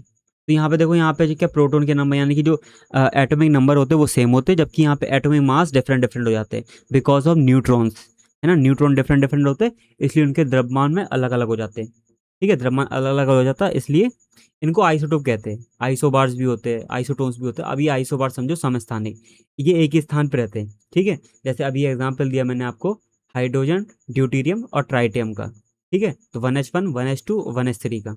Got it. तो ये आइसोटोप के बारे में हमने मोटा सा जान लिया, जहाँ पे क्या हो, सेम स्थान पे रहते तभी नाम है समस्थानिक, और इनके जो एटॉमिक नंबर होते हैं वो नीचे लिखे होने वाले वो सेम होते हैं, जो एटॉमिक भार होते हैं मतलब एटॉमिक वेट वो क्या होता है, डिफरेंट होते हैं। ठीक है, फिर ब्रह्मांडीय आयु का पैमाना, इसको भी समझ लो भाई। तो इन्होंने ये बताया जैसे जैसे आकाशगंगा की आयु बढ़ती है, तारों के जीवन चक्र, सुपरनोवा के कारण अंतरिक्ष में भारी तत्व या विशेषकर कार्बन 13 की मात्रा बढ़ती जाती। ठीक है, जैसे जैसे आयु बढ़ती जाती है वैसे वैसे कार्बन 13 की मात्रा बढ़ती जाती। Got it. ये बताया यहाँ पर। ठीक है, फिर निष्कर्ष ये निकला, मतलब ये स्टडी ये करी गई कि जेम्स वेब टेलीस्कोप ने पता लगाया जो एटलस यहाँ पे जो कॉमेट है, सोलर सिस्टम के धूमकेतुओं की तुलना में इसमें कार्बन 13 का स्तर बहुत कम है। तो यहाँ पे क्या मतलब निकला इसका, ये मतलब निकला कि ये पहले का बना हुआ है ना, जिसमें कार्बन 13 की मात्रा कम है। और कार्बन 13 की मात्रा तो अभी बढ़ना शुरू हुई ना, अभी के टाइम पे। तो यहाँ पे ये पहले का बना हुआ है ना, जब ब्रह्मांड क्या था, युवा था, आकाशगंगा में कार्बन 13 की मात्रा उतनी नहीं थी, है ना। तो इस तरीके से यहाँ पे आयु की मात्रा, आयु की जांच करी गई, आयु के बारे में पता लगाया गया इसकी। ठीक है, फिर भारी जल की भूमिका। भारी जल जो होता है ना, इसको कहते हैं भारी जल, 1H2 को, इसको डी से रिप्रेजेंट करते हैं। ठीक है, ड्यूटीरियम को। तो ड्यूटीरियम क्या है, हाइड्रोजन का एक आइसोटोप है जिसमें एक प्रोटॉन और एक न्यूट्रॉन होता। ठीक है, तो जब ऑक्सीजन के साथ मिलता है तो क्या बनाता, D2O, जैसे H2O होता वैसे D2O बनता, ड्यूटीरियम ऑक्साइड, डाइऑक्साइड। ठीक है, गॉट इट। तो इसको भारी जल कहते हैं, इतना समझो D2O को। ठीक है, di deuterium oxide, got it, भारी जल कहते हैं। फिर इसका बताया यहाँ पे कि खगोल विज्ञान के अनुसार जो अंतरिक्ष में जिस स्थान पर ड्यूटीरियम के अनुपात सामान्य हाइड्रोजन की तुलना में अधिक है वो स्थान ठंडा है। अभी बहुत टेक्निकल चली जा रही चीज़ें है ना, बहुत ज़्यादा टेक्निकल चीज़ें हैं, तो इसको एज इट इज़ पढ़ लो, वो ज़्यादा ठीक रहेगा। ये बताया यहाँ पे कि हाइड्रोजन की तुलना में अधिक जहाँ पे ड्यूटेरियम है वहाँ पे स्थान ठंडा होगा। और इस पे जो इंटरस्टेलर कॉमेट है, इस पे भारी मात्रा में ड्यूटेरियम मिला। तो बताया गया यहाँ पे जो वातावरण है वो कैसा होगा, बहुत बर्फीला ठंडा होगा, है ना। Got it. जो हमारे सोलर सिस्टम के निर्माण में के समय की स्थिति से बिल्कुल अलग है। अब यहाँ पे ये कैसे कनेक्शन बैठ रहा, एज इट इज पढ़ लोगे तो वो ज़्यादा ठीक रहेगा, ज़्यादा हमें गहराई में नहीं जाना यहाँ पर। ठीक है, तो बस इतना समझो कि D2O की मात्रा पाई गई, तो वहाँ पे क्या, जो वातावरण वो ठंडा है। अब ये जो ठंडा वातावरण है वो हमारी स्थिति से बिल्कुल अलग है, हमारे जो सोलर सिस्टम है उसके निर्माण के समय से बिल्कुल अलग है। ठीक है, और कई सारी चीज़ें हैं इसमें, मैं लेके नहीं आया उसको। ठीक है, बहुत ज़्यादा कॉम्प्लिकेटेड हो जाता, इतने में ही तो कॉम्प्लिकेटेड हो रहा। तो आगे बढ़ते इसमें अपन, ट्रेजेक्टरी के बारे में बात हो रही है यहाँ पे कि जो धूमकेतु होते हैं ना, कॉमेट्स, वो क्या होता है, उनकी एक पूंछ होती है और क्या इलिप्टिकल पाथ में वो सूरज के आसपास चक्कर लगाते हैं। लेकिन जो इंटरस्टेलर जो कॉमेट्स हैं ये वाले, ये क्या करते हैं, क्या हाइपरबोला में आता है। हाइपरबोला मतलब इस तरीके का कुछ, ठीक है, इस तरीके का। Got it. तो इसकी गति तीव्र होती है ना, इसके वेलोसिटी से भी अधिक, कि सूर्य की गुरुत्वाकर्षण इन्हें बांध कर नहीं रख पाते, तो ये हाइपरबोलिक जो पाथ का यूज़ करते हैं, है ना। ये अनंत से आते हैं और सूर्य के पास से गुजर के वापस अनंत पर चले आते हैं। जैसे मान लो यहाँ पे सूरज है, जैसे यहाँ पे सूरज है, तो ऐसे आएंगे वापस चले आएंगे, इस तरीके का कुछ। ठीक है, तो ये हाइपरबोलिक का यूज़ का मतलब जो पाथ है उसका यूज़ करते हैं। हाइपरबोला का शेप बता दिया मैंने। और जो सिंपल वाले होते हैं जो केवल हमारे जो सोलर सिस्टम है उसके बाहर से आते हैं, है ना, जो धूम के कॉमेट्स होते हैं, जैसे एलिस कॉमेट हो गया, तो इलिप्टिकल पाथ का यूज करते हो। Got it. और जो इंटरस्टेलर पिंड हैं, वो क्या करते हैं, हाइपरबोलिक पाथ का यूज करते हैं। ठीक है, इसको भी समझना। फिर और भी महत्व क्या है मेंस के लिए, कि ब्रह्मांड की अतीत की खिड़की, अतीत के बारे में पता चलेगा, है ना। जो कॉस्मिक नून थी, मतलब ब्रह्मांड में जब पूरे सुबह ही सुबह थी, रात होती नहीं थी, क्यों, उस समय ब्लास्ट इतना था, रोशनी इतनी निकली थी, एनर्जी इतनी निकली थी, उसका नाम दिया गया था, रोशनी रोशनी फैल गई थी, उसका नाम था कॉस्मिक नून, है ना। तो वही बताया कि 10 से 12 अरब साल पुराना होने के कारण इसमें सीधे अवशेष मिलेंगे कॉस्मिक नून के। तो यह समय जब ब्रह्मांड के तारों का निर्माण की दर अपने चरम पर थी, उस टाइम को बताता है ये। ठीक है। जेम्स वेब टेलीस्कोप को यहाँ पर बताया गया कि यह खोज जेम्स वेब टेलीस्कोप जो है उसकी शक्तियों को बताता है, कि करोड़ों मीटर दूर छोटे से अगर बादल भी होगा तो उसकी भी क्या कर लेगा, उसको भी डिटेक्ट कर लेगा, उसमें जो भी केमिकल रिएक्शन हो रही है उसके बारे में सटीक जानकारी प्राप्त कर लेगा। तो ये जेम्स वेब टेलीस्कोप के बारे में यहाँ पे क्या बताया हुआ है। ठीक है। फिर गैलेक्टिक डिस्क, अब क्या होती है, एक तरीका आपको मालूम है कि हमारी जो जो मिल्की वे गैलेक्सी है वो 3 तरीके की स्पाइरल शेप में है, कुछ इस तरीके के, इस तरीके के। ठीक है, इस तरीके शेप में है। तो इस पूरे का नाम क्या जो है, इसका नाम है गैलेक्टिक थिक डिस्क। तो वैज्ञानिकों का मानना यह है कि जब धूमकेतु हमारी आकाशगंगा के थिक डिस्क में आया, ठीक, जो पुराने तारों के एक क्षेत्र है, ये हमें समझने में मदद करेगा कि मिल्की वे के निर्माण में शुरुआती दौर में जो रसायन विज्ञान कैसे काम करता है। इतना गहराई में नहीं समझो, बस इतना समझो, अगर हम इसकी स्टडी करेंगे तो हमें ब्रह्मांड की स्टडी और ब्रह्मांड किस तरीके से बना उसके बारे में जानकारी प्राप्त होगी, दैट्स इट। है ना। हमारी आकाशगंगा जो मिल्की वे है वो कैसे बनी, है ना, ये ब्रह्मांड कैसे बना, big bang theory, gravitational wave, इन सब के बारे में ही जानकारी प्राप्त होगी, ऑब्वियस बात है। ठीक है। Got it. ठीक है, ये पूरा का पूरा था, इसका ताना बाना ये बता दिया मैंने। फिर यहाँ पे नेक्स्ट टॉपिक है कि वो जो क्रीक का पानी है, जो क्रीक का प्रदूषित पानी है, वो क्या कर रहा है, डीपीएस फ्लेमिंगो लेक में जा रहा है। अब फ्लेमिंगो लेक क्या है, ये नाम से समझ में आ रहा, फ्लेमिंगो तो कहीं ना कहीं वेटलैंड टाइप का कुछ होगा, है ना, जो पक्षियों के लिए काम की चीज जगह है। ठीक है। तो नवी मुंबई जगह पे स्थित है, तो इसमें पानी आ रहा है, प्रदूषित पानी। तो उसी के लिए यहाँ पर ये न्यूज़ में आ गया ये। ठीक है, इसको भी समझ लो कि हालिया दिन से पता चला कि नवी मुंबई में जो भी फ्लेमिंगो लेक है उसमें क्रीक का पानी आ रहा है ना, जो वहाँ के जो पारिस्थितिकी तंत्र है, इकोसिस्टम है, उसको नष्ट कर रहा है वो चीज़। Got it. तो जल्दी से जल्दी यहाँ पे मांग उठ रही कि जो इसको कंजर्वेशन रिजर्व घोषित कर दो, है ना, उसको अंतिम रूप दिया जाए, कंजर्वेशन रिजर्व का अंतिम रूप दिया जाए, जो लंबे समय से लंबित है। ये यहाँ पर मांग चली गई, यही न्यूज़ में थी। ठीक है। फिर उसके बाद जो खतरा किस तरीके के है उसको, है ना, और झील और पक्षियों पर क्या प्रभाव पड़ेगा, कि लवणता में, मतलब अब वहाँ का जो खारा पानी आएगा, है ना, वो वहाँ की पूरी केमिस्ट्री चेंज कर देगा वो, है ना, टेम्परेचर वगैरह वगैरह पूरा, जो भी मिनरल्स के कंपोनेंट, जो मिनरल्स जो हैं उसको अलग तरीके से डिफाइन कर देगा वहाँ पे, है ना, सैलिनिटी बढ़ा देगा। तो वो झील जो है रहने लायक नहीं रह जाएगी फिर इन पक्षियों के, है ना, जो भी इनके लिए खाना ही नहीं होगा फिर वहाँ पर, क्योंकि यहाँ पे बताया कि भोजन की श्रृंखला टूट जाएगी। फिर नील अर्ध जो शैवाल थे, जो ये फ्लेमिंगो खाते थे, वो जो साइनोबैक्टीरिया जो खाते थे वो उगेंगे नहीं, है ना, क्योंकि प्रदूषण आ गया, ऑक्सीजन की कमी आ गई, तो क्या हो जाएगा, इनका खाना चला जाएगा, तो ये भी भूखे रह जाएंगे, फिर ये क्यों आएंगे यहाँ पर, है ना, यूट्रोफिकेशन। अब प्रदूषण वाला पानी, सीवेज का औद्योगिक कचरा यहाँ पे लाओगे तो यूट्रोफिकेशन की समस्या बढ़ जाएगी, है ना, जो सच पाए बात को। तो जो ये पदार्थ है जैसे नाइट्रोजन, फॉस्फोरस, इनकी मात्रा बढ़ जाएगी, तो जलकुंभी और अन्य आक्रामक प्रजातियों के पनप लगेंगी। फिर अंदर सन की रेज नहीं पहुंच पाएंगी, तो अंदर जो एक्वेटिक लाइफ है वहां पर क्या हो पाएगा, ऑक्सीजन नहीं पहुंच पाएगी, है ना, क्योंकि अंदर के जो पेड़ पौधे हैं पानी के अंदर, वहां पे फोटोसिंथेसिस की प्रोसेस नहीं हो पाएगी। और जब फोटोसिंथेसिस की प्रोसेस ही नहीं हो पाएगी तो जो जलीय जीव है उनको ऑक्सीजन नहीं मिलेगा, वो मरने लगेंगे। ठीक है। तो ये पूरा बताया यहाँ पे एक कनेक्शन। फिर संकेतक प्रजाति, ये फ्लोमिंगो ये बताया कि संकेतक प्रजाति है, जहाँ पे ये पाई जाती है हम कह सकते हैं वहाँ का इकोसिस्टम बहुत बेहतरीन है। ठीक है। और जहाँ से ये चली जाती है तो हम कह सकते हैं वहाँ की जो वेटलैंड है, वहाँ पे जो इकोसिस्टम है वो मरने लग रहा। ठीक है, खत्म हो रहा है वहाँ का इकोसिस्टम। Got it. फिर कंजर्वेशन रिजर्व के बारे में बताया यहाँ पर, एक होता कम्युनिटी रिजर्व, जो निजी लोग बनाते, मतलब कि प्राइवेट सेक्टर के लिए हो, प्राइवेट सेक्टर होता। और कंजर्वेशन रिजर्व होता वो सरकार बनाती। तो 1972 का जो वाइल्ड लाइफ प्रोटेक्शन एक्ट है उसके तहत घोषित किया जाता। है ना। 2002 में इसके संशोधन को जोड़ा गया था, बस ध्यान रखना इस चीज़ को। ठीक है, शुरुआत में जब 1972 में बना था ये कानून तब नहीं जोड़ा गया था, 2002 में इसमें चेंज करे गए थे। ठीक है, उद्देश्य क्या है, राष्ट्र उद्यान जो सेंचुरीज होती हैं और भी जो अ, और भी कई सारे यहाँ पे वन हैं, तो उनके बफर जोन या प्रवास वाला रीजन है ना, जहाँ पे लोग रह रहे हैं, है ना, जो प्रवासी गलियारे हैं, तो उसको क्या कह सकते हैं अपन, एक तरीके से कंजर्वेशन रिजर्व घोषित कर सकते हैं। घोषणा कौन करता है, राज्य सरकार स्थानीय समुदाय के परामर्श के साथ करती है। ठीक है, इस बात को भी ध्यान रखेंगे। Got it.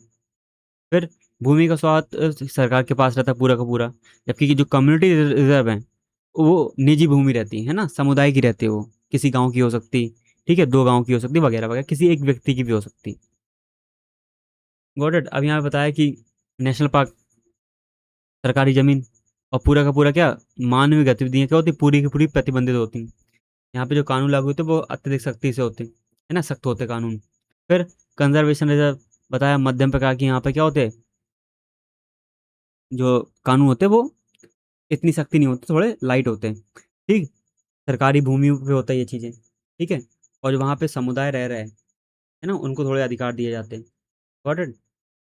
क्योंकि बफर क्षेत्र में बन रही है ये सब चीज़ें। फिर उसका कम्युनिटी रिजर्व, ये निजी क्षेत्र है, समुदाय क्षेत्र होता, समुदाय के द्वारा स्वैच्छिक संरक्षण जो किया जाता है ना, किसी गांव के द्वारा भी कर सकते हैं वो लोग, गांव वाले भी कर सकते हैं इस चीज़ को, तो उसे कम्युनिटी रिजर्व के अंतर्गत रखते हैं। ठीक है। फिर जो अभी जो न्यूज़ में था, जो मुंबई, नवी मुंबई वाला फ्लेमिंगो वाला, तो वो उसका विलम्ब क्यों हो रहा है ना, तो उसके बारे में, जैसे कि महाराष्ट्र राज्य वन्य जीव बोर्ड, जो state board of wild life है ना, उसने पहली बार इस झील को संरक्षण बनाने की मंजूरी दे दी। लेकिन जो सरकार यहाँ पे विलम्ब करे इस चीज़ में, ठीक है, कानूनी सुरक्षा नहीं मिल पा रहा है इसी कारण से, क्योंकि सरकार का विलम्ब है वहाँ से। Got it. इस बोर्ड ने तो मंजूरी दे दी। फिर सीआरजेड का उल्लंघन, अब यहाँ पे सीआरजेड वन के क्षेत्र में आता, जो क्या है, काफ़ी संवेदनशील क्षेत्र है। जब आप सीआरजेड के बारे में पढ़ोगे तो सीआरजेड वन, सीआरजेड टू, है ना, इस तरीके से यहाँ पे चार तक दिए होते हैं, मोटा मोटा। ठीक है, तो वो खतरे के हिसाब से सीआरजेड वन जो काफ़ी संवेदनशील जो क्षेत्र होता है सबसे ज़्यादा, तो उसको रखते सीआरजेड वन, वन के उसमें, ठीक है, कैटेगरी में। तो उसमें क्या होता है, बड़े बड़े बिल्डर भूमाफिया क्या कर रहे हैं, इस झील को मलबा डाल के उस भूमि पर कब्जा कर ले रहे हैं। तो ये प्रॉब्लम है, जो सीआरजेड के नियम है, कोस्टल रेगुलेशन जोन के जो नियम है, उनका उल्लंघन हो रहा है वहाँ पर। फिर निष्कर्ष की बात यहाँ पे करेगी कि देख सकते हैं यहाँ पे, पढ़ लेना कि जो फ्लेमिंगो झील है, शहरीकरण के कारण पर्यावरण संरक्षण संघर्ष चल रहा। अब से एक तरफ शहरीकरण हो रहा, तो पर्यावरण संरक्षण किस तरीके से हो, तो इसके बीच में संरक्षण चल रहा। राइट। एक तरफ तो हम रामसर कन्वेंशन देख रहे हैं ना, उसमें किस तरीके से वो जो वेटलैंड है उनके बारे में बात करते हैं। फिर एसडीजी गोल है हमारे पास 17, उनमें से जो 15वां गोल है वो लाइफ ऑन लैंड के बारे में है। तो इनके लिए भारत की प्रतिबद्धता भी है, तो ये केवल कागजी घोषणाएं ना बन पाएं, इसलिए यहाँ पर कठोर वो जो कदम उठाना ज़रूरी है। ठीक है। Got it. ये इस तरीके से निष्कर्ष लिख सकते हो, और भी कई सारी चीज़ें आप ऐड कर सकते हैं यहाँ पर। Got it. तो मोटा मोटा ये था। दूसरी न्यूज़ अपनी ये है कि इंडिया जो है हाइड्रो पावर जो शिफ्ट है, वाटर बैटरी, वाटर बैटरी के बारे में हम पढ़ेंगे। वाटर बैटरी कुछ इस तरीके की होती है कि एक तालाब ऊपर है, एक तालाब नीचे है। ठीक है, तो यहाँ से जो बैटरी बनी, मतलब पानी आया, कुछ बना, ठीक है। अब जो बैटरी इसका यूज़ कर लिया, जो बिजली बनी, सॉरी माफ़ करना, जो बिजली बनी उसका यूज़ कर लिया हमने। अब जो बची हुई बिजली है वो कहाँ, क्योंकि हमारे पास स्टोर करने के लिए उतनी बैटरी तो है नहीं, तो इस पानी को, जो बिजली बची हुई है, उस बिजली से यहाँ के जो पानी भरा हुआ है इसको ऊपर पहुँचाया जाए, इसको ऊपर पहुँचाया जाए। और फिर बाद में जब बिजली खत्म हो जाए, ज़रूरत पड़े तो वापस पानी को गिरा गिरा के टरबाइन घुमा ली जाए। इसी को कहते हैं वाटर बैटरी। क्या गई बात दिमाग में? सबसे बेहतरीन मेथड है ये। हमें कोई लिथियम ईथम की जरूरत नहीं, सबसे बेहतरीन मेथड। तो वो यहाँ पे इंडिया बताया कि इंडिया की क्या 100 गीगावाट की बात कर रहे हैं यहाँ पर। ठीक है, इस हाइड्रो पावर जो शिफ्ट हो रहे हैं यहाँ पर वाटर बैटरी पे, वो आगे चल के 100 गीगावाट की बात कर रहा है इंडिया के लिए। ठीक है। Got it. तो चाइना यहाँ पे सबसे टॉप पे है, इसमें से 218 कहाँ से, पंप स्टोरेज से ही निकालता वो। ठीक है, तो वो यहाँ पे रिपोर्ट आई है। किसकी रिपोर्ट है? अंतर्राष्ट्रीय जल विद्युत संघ, इंटरनेशनल हाइड्रो पावर एसोसिएशन की रिपोर्ट है। कौन सी report? Global hydro power outlook.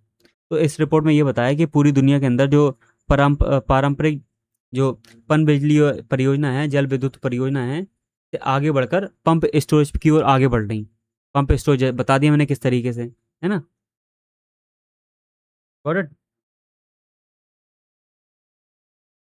जैसे हम क्या कहते हैं, वाटर बैटरी कहते हैं, वो हमने बात कर ली यहाँ पर। देन रिपोर्ट क्या है, चीन सबसे टॉप पे है, 300 गीगावाट की यहाँ पर क्षमता लिए, है ना। जल विद्युत क्षमता है जिसमें 218 गीगावाट उसके निर्माणाधीन है, क्या, पंप स्टोरेज। Got it. तो सबसे आगे है। भारत का लक्ष्य क्या है, 2035-36 तक हमारे पास 100 गीगावाट का क्या हो, पंप स्टोरेज की सुविधा हो। ठीक है, उसका रोड मैप तैयार करना। फिर अभी की बात करेंगे, वर्ष 2025 में कम से कम 4,000 मेगावाट, मतलब 4,000 मेगावाट से अधिक की नई जल विद्युत क्षमता जोड़कर भारत ने मध्य और दक्षिण एशिया के में शीर्ष पर रहा। तो मतलब साउथ एशिया के अंदर ये अपना एक तरीके से शीर्ष पर रहा, ये बताया यहाँ पर कि जल विद्युत परियोजना क्षेत्र में कितना हुआ ये जरूरत है नहीं, है ना। बस टॉप पे रहा यहाँ पे साउथ एशिया के अंदर। ठीक। Got it. फिर वाटर बैटरी के बारे में हमने बता दिया। समस्या क्या है, जैसे कि सोलर और जो पवन ऊर्जा है, अब यहाँ पे बन गई। जब धूप नहीं है तो ग्रिड में बिजली कमी है। ठीक है। Got it. तो संतुलित करने के लिए विशाल बैटरी की आवश्यकता होगी। ठीक है।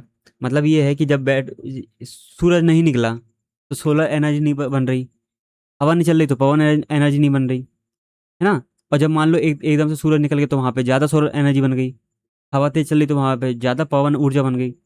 अब ज़्यादा बन गई तो उसको स्टोर कहाँ करें, यूज़ तो कर ली, स्टोर कहाँ करें। तो वही यहाँ पे समस्या बन रही है चीज़। ठीक है, क्योंकि उस तरीके के हमारे पास ग्रिड पैटर्न नहीं है या स्टोरेज का पैटर्न नहीं है। ठीक है। तो इसलिए यहाँ पे, और जो बैटरीज हैं लिथियम आयन बैटरी हैं, बहुत महंगी पड़ती, है ना, और लंबे समय तक यहाँ पे स्टोरेज के लिए भी उपयुक्त नहीं है। Got it. तो यही यहाँ पे बताया कि दो जो समाधान है वो वाटर बैटरी है, जिसका कॉन्सेप्ट मैंने बता दिया कि एक पहाड़ के ऊपर होगा, एक पहाड़ के नीचे होगा। ऑफ पीक आवर्स, जब ऑफ पीक का मतलब जब सोलर जो पवन ऊर्जा है अतिरिक्त होती, तो इस अतिरिक्त सस्ती बिजली का उपयोग निचले जल से पंप के द्वारा ऊपरी जलाशय में भेजा जाएगा। तो बैटरी को मतलब इस कॉन्सेप्ट को कह सकते हैं बैटरी का चार्ज होना। मतलब पानी वाली बैटरी है, पानी की बैटरी, वाटर बैटरी, उसका चार्ज होना। ठीक है। फिर उसके बाद पीक आवर्स, जब मांग ज़्यादा हो तो ऊपरी जलाशय में जो पानी भरा है हमने पंप से चार्ज किया है, उसको नीचे गिराएंगे और टरबाइन घुमाएंगे, उससे जो बैटरी बनेगी उससे डिमांड पूरी कर देंगे। तो इससे बैटरी डिस्चार्ज करना कह सकते हैं अपन। ठीक है। इस तरीके से ये काम करेगी। बेहतरीन तरीका है, सस्ता तरीका है, तो इसलिए न्यूज़ में रहा है। ठीक है। फिर भारत चीन के बारे में बताया कि किस तरीके से जो यारलुंग सांगपो यानी कि हमारी जो ब्रह्मपुत्र रिवर है उस पर चीन प्रोजेक्ट बना रहा, तो उसको रोकने के लिए कितना 60,000 मेगावाट का बहुत बड़ा प्रोजेक्ट बना रहा यारलुंग सांगपो पे, है ना। फिर उसके बाद इसको काउंटर करने के लिए हमने भी 11,000 मेगावाट की जो सियांग अपर मल्टीपर्पज़ प्रोजेक्ट है उसको मंजूरी दे दी, है ना। उसके बारे में बात कर रहे हैं यहाँ पर कि मान लो कभी प्रॉब्लम में चीन पानी रोकता है या पानी एकदम से छोड़ देता, तो उसको प्रवाह फ्लो को नियंत्रित करने के लिए, चीन की जो करतूतें हैं उसको नियंत्रित करने के लिए हमने यहाँ पर ये बना दिया सियांग वाला प्रोजेक्ट। Got it. कहाँ पे है, अरुणाचल प्रदेश के अंदर। ये भी ध्यान रखेंगे अपन, ताकि अगर चीन प्रॉब्लम दे रहा है तो बाद में पूर्वोत्तर में बाढ़ या सूखे की समस्या से बचा जा सके, इसलिए। ठीक है। देन अब भारत के अंदर जो जो रिन्यूएबल एनर्जी है या नॉन फॉसिल एनर्जी है, तो उसका वो क्या है, स्थिति क्या है इस समय 2026 मई के आंकड़े यहाँ पे बताए कि आपको मालूम है हमने क्या 2015 के अंदर नेशनली डिटरमाइंड कॉन्ट्रीब्यूशन दिया था, है ना, एनडीसीज दिए थे अपने 5 एनडीसीज में से एक एनडीसी ये था कि 2030 तक हम क्या करेंगे, अपनी जो विद्युत क्षमता है, कुल विद्युत क्षमता है हमारे देश की, उसका 50% गैर जीवाश्म ईंधन से लेके आएंगे। लेकिन इस चीज़ को भारत ने पहले ही 2025 में ही 5 साल पहले ही अचीव कर लिया इस चीज़ को, है ना। मतलब हमारी जो गैर जीवाश्म ईंधन की क्षमता है वो 51% से भी ज़्यादा हो चुकी। मतलब हम 50% से अधिक की जो ऊर्जा है वो कहाँ से प्राप्त कर रहे हैं, गैर जीवाश्म ईंधन से। अब गैर जीवाश्म ईंधन में सौर ऊर्जा, पवन ऊर्जा, जो हाइड्रो पावर इलेक्ट्रिसिटी है वो भी। ठीक है। फिर उसके बाद न्यूक्लियर एनर्जी, तो उन सबको ऐड करते हैं। मतलब नॉन फॉसिल में मतलब कोयला और पेट्रोल इन सब का यूज़ नहीं करते, बाकी चीज़ों का यूज़ करते, बायोमास वगैरह इन सब का। Got it. ठीक है। तो ये यहाँ पे बताया हुआ है। अब यहाँ पे परसेंटेज या गीगावाट याद रखने की जरूरत नहीं, बस एक क्रम याद रखने की जरूरत है कि सबसे टॉप पे कौन है। सबसे टॉप पे है सोलर ऊर्जा, जिस कितनी है 157 गीगावाट के आसपास। तो सबसे ज़्यादा कहाँ पे है, राजस्थान के अंदर, फिर गुजरात के अंदर, है ना। भारत का जो सबसे ज़्यादा वेटेज है रिन्यूएबल एनर्जी के अंदर वो सोलर ऊर्जा का है। ठीक है, 157 गीगावाट का। ठीक। फिर उसमें भी सबसे ज़्यादा कहाँ पे है, राजस्थान और गुजरात में। फिर पवन ऊर्जा के बारे में बात हुई, दूसरे नंबर पे है ये 56 गीगावाट को लेके। फिर जो लार्ज हाइड्रो पावर प्रोजेक्ट हैं 51 गीगावाट के। ठीक है। इसमें 7.4 गीगावाट का समथिंग क्या है, वो पंप स्टोरेज के बारे में जो हमने बात करी ऊपर, वो उससे रिलेटेड है। ठीक है। फिर बायोमास से 11 गीगावाट के आसपास। फिर जो स्मॉल हाइड्रो पावर प्रोजेक्ट हैं वो 5 गीगावाट तक देते हैं अपन को। तो इस तरीके से यहाँ पे बताया कि फिर एक आता परमाणु एनर्जी, ये रिन्यूएबल एनर्जी नहीं होती, बस यहाँ पे नॉन फॉसिल एनर्जी में आती है ना। ऊपर की जितनी भी हैं ये रिन्यूएबल एनर्जी में आती है, जैसे पवन ऊर्जा, सौर ऊर्जा, बायोमास, है ना। जो परमाणु ऊर्जा है ये क्या रिन्यूएबल एनर्जी में नहीं आती, लेकिन नॉन फॉसिल एनर्जी के सोर्स में आती है। तो इससे हम क्या 8 साढ़े 8 गीगावाट के आसपास बना रहे हैं। और भारत का ये लक्ष्य है कि 2047 जिस तक हम जब विकसित होंगे तो 100 गीगावाट की हमारे पास क्षमता हो, किसके लिए, न्यूक्लियर पावर प्लांट की, ठीक है, उससे बिजली बनाने की। Got it. तो कुल जो रिन्यूएबल सोर्स है हमारे पास, मतलब एनर्जी के, तो वो कितना है, 282 गीगावाट के आसपास। तो भारत विश्व में क्या था, तीसरे नंबर पे है, चीन और अमेरिका के बाद। और जो नॉन फॉसिल है जिसमें रिन्यूएबल एनर्जी और न्यूक्लियर साथ में जुड़ा हुआ है, तो वो कितना, 8.5 और जोड़ दो इसमें तो कितना बन जाएगा वो, ये बन जाएगा 291 के आसपास। तो 291 गीगावाट हमारा कहाँ से आ रहा, ये आ रहा नॉन फॉसिल फ्यूल से, जो पूरे परसेंटेज का मतलब 100% में से कितना बनता, 51% के आसपास बनता है ये। तो हमारे जो 5 NDC में से एक NDC को हमने 5 साल पहले ही अचीव अचीव कर लिया। Got it. फिर आगे की राह यहाँ बताई हुई है, इसको पढ़ लेना, कुछ ज़्यादा महत्व का है नहीं, ठीक है। वही जिस तरीके से हम जो बैटरी स्टोरेज सिस्टम है उसमें हम सहायता दे रहे हैं, वायबिलिटी गैप फंडिंग दे रहे हैं। वायबिलिटी गैप फंडिंग का मतलब ये होता है कि तुम लगाओ, जितनी की कमी पड़ेगी वो सरकार दे देगी, इसे कहते हैं वायबिलिटी गैप फंडिंग। जिससे जो रिसर्च है, डेवलपमेंट है, इनोवेशन है, वो ना रुक पाए, ठीक है, वो आगे बढ़ता रहे। Got it. तो विशेषज्ञों की जो मांग है कि ऐसा समर्थन यहाँ पे भी मिले, है ना, इधर भी वित्तीय सहायता मिले, और ये चीज़ काफ़ी सही भी है ना। इसमें कोई लिथियम आयन जो महंगी महंगी बैटरी है उनका यूज़ नहीं है, बस पानी ऊपर नीचे चढ़ाना है यहाँ पर, ठीक। फिर उच्च कर, अब यहाँ पे जो भी उपकरण लगते हैं यहाँ पे उसको जीएसटी के 18% में रखा गया। इसको कम करने की मांग है, 5% में रख दो, है ना। अभी जीएसटी की सुधार की बात करी थी हमने पिछले साल, तो जीएसटी में सुधार तो हुए, लेकिन यहाँ पे और सुधार की बात करी जा रही। Got it. फिर पर्यावरण मंजूरी, अब यहाँ पे जल विद्युत परियोजना की जो मंजूरियाँ हैं उसके लिए सिंगल विंडो क्लियरेंस हो जाए, वो सही रहेगा, है ना, ताकि जो काम है वो तेज़ी से बन सके, है ना। देन आगे जो नेक्स्ट टॉपिक हमारा वो ये है कि जयशंकर, जो हमारे एस जयशंकर साहब हैं, फॉरेन मिनिस्टर, तो वो साउथ कोरिया की अभी विजिट पर हैं, है ना। जो भी यहाँ पे लास्ट ईयर जो वहाँ के जो हेड हैं साउथ कोरिया के, वो इंडिया आए हुए थे। वहाँ पे यहाँ जो मीटिंग हुई थी उस मीटिंग को जमीनी जमीनी लेवल पे उतारने के लिए, है ना, मतलब ग्राउंड लेवल पे उतारने के लिए काम किया जाएगा। तो उसके लिए यहाँ पर बातचीत करने गए वो। Got it. तो सियोल में मीटिंग हुई, ये वही न्यूज़ में है, इसको आराम से पढ़ सकते हैं आप, ठीक है। ये न्यूज़ में है, कोई ज़रूरत नहीं है, यूपीएससी में कोई नहीं पूछता ये, ठीक है। बस यहाँ पे जो एजेंडा क्या है कि अप्रैल 2026 में, अच्छा अभी आए थे वो, है ना, पिछले साल नहीं, अभी आए थे जो दक्षिण कोरिया के जो राष्ट्रपति वहाँ के हेड है ना, जिनका नाम है ली जे म्यूंग। तो वो भारत की यात्रा करी थी, साथ में यहाँ पे सैमसंग के सीईओ भी आए थे, ठीक है, सैमसंग कंपनी के।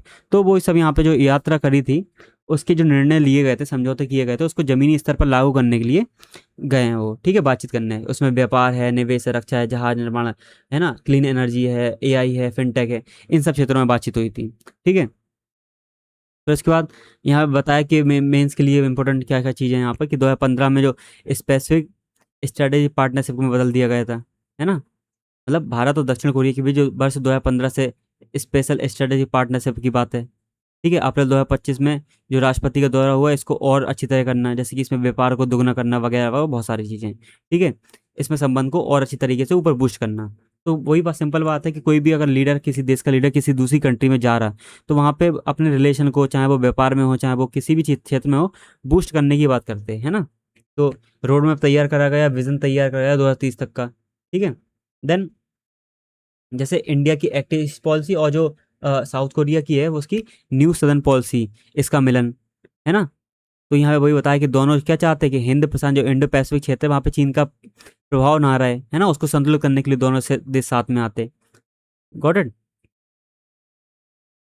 और भी कई सारी चीज़ें हैं, जैसे बहुपक्षीय सहयोग, जैसे इंडिया के अंदर, इंडिया के द्वारा बनाया हुआ, क्या इंडिया के द्वारा बनाया हुआ एक इंडो पैसिफिक ओशंस इनिशिएटिव है, तो उसमें शामिल हुआ जो दक्षिण कोरिया है, ठीक है। तो समुद्री सुरक्षा के बारे में बात करता, क्योंकि इन सबके साझा विजन है कि चाइना को काउंटर करना एक तरीके से, ठीक है। फिर इनका जो बायलैटरल ट्रेड इंडिया और साउथ कोरिया वो $27 बिलियन का है। इसको 2030 तक कितना करना, वो 50 बिलियन, मतलब दोगुना करना एक तरीके से। तो बस यहाँ पे एक प्रॉब्लम है यहाँ पर कि जो हमारा क्या, हम भारत जो है व्यापार घाटे में चलता है। $15 बिलियन का हमें क्या व्यापार घाटा होता है इसमें। तो यहाँ पे जो सीपा हमने फ्री ट्रेड एग्रीमेंट किया था 2010 के आसपास किया था, है ना, 2010 के आसपास किया था दक्षिण कोरिया से। तो इसको देखना ज़रूरी है इसमें, है ना, इसमें सुधार करने की ज़रूरत है, अपग्रेड करने की ज़रूरत है, वही बताया इसमें। ठीक है। निवेश की बात करें, जैसे बहुत सारी कंपनी, इनको तो जानती होगे, सैमसंग, हुंडई की कार, किया की कार, एलजी।